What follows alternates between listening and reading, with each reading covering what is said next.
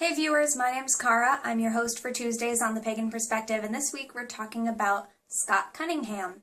I don't know, I guess I don't really have that strong of an opinion on the guy. Either way,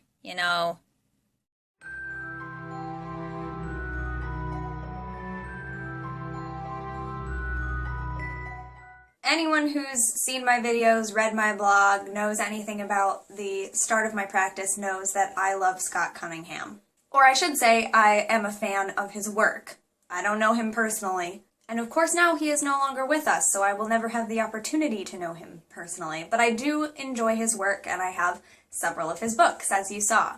So I am a fan of his work. I do believe, of course, that it may not be for everyone, because all authors of this realm may not be exactly for everybody, and their way of going about things may not be for everyone.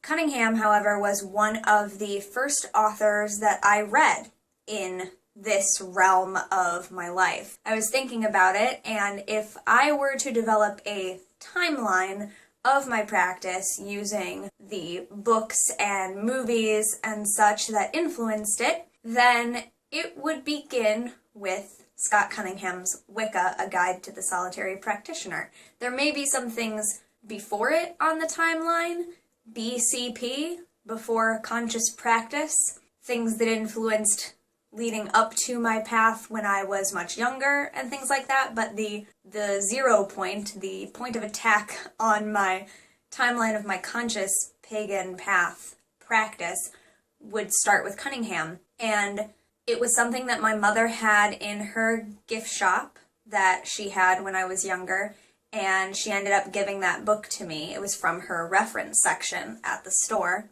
And it's something that I recommend to people who want to learn a little bit about Wicca for solitaries, because I think that it does a good job of talking about that. However, it is, of course, very different than the way that other people practice other versions of Wicca.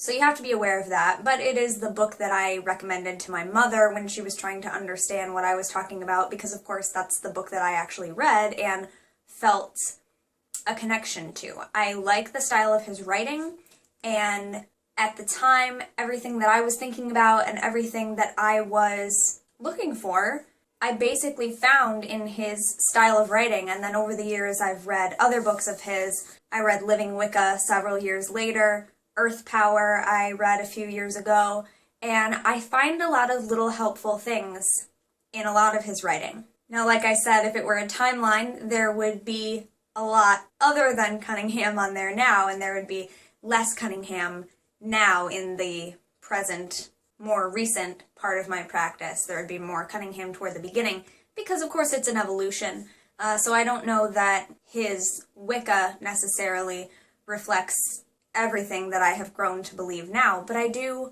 enjoy it, and it is kind of where I came from in a way. It's one of the first books that I read and that spoke to me about my views. I do recommend that anyone read his books, if not to speak to you and your path personally, then for an educational look at what his views were, because I do think they're pretty influential, especially as far as solitary and kind of eclectic practice goes. The other thing that this week's questioner asked was whether any of us have read Wicca for Beginners by Thea Sabin, and I have not. I have not read that. I don't think I've ever come across a copy of it.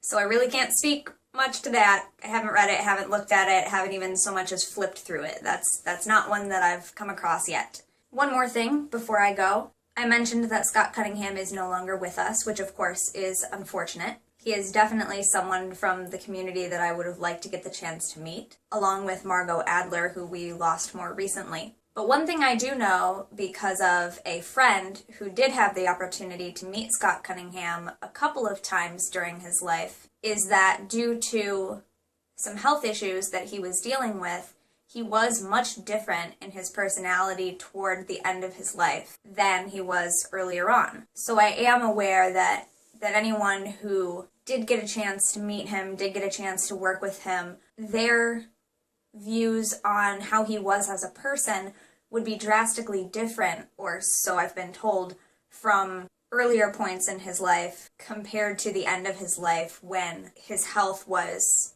changing a lot and affecting him negatively. So there is that element too of, you know, had you met him, what would he have been like? Would he have been someone that you enjoyed being around or not, depending on when you met him? But I do enjoy his writing, and we know him through his works, and that is how I know him, and I enjoy his writing. I enjoy his voice in his work, and I have found a lot of good in the books that I have read of his. I actually think I have one more than what I showed, now that I think of it. I think I have one of his books on aromatherapy or something like that. And I forgot to get it out of the pile of books in my room. Shucks darn. Anyway, that does it for me this week. I will see you next week, and until then, don't forget to be awesome, blessed be, and goodbye. Oh, and I announced something else on my personal channel if you want to go and check out what's been going on over there. Bye!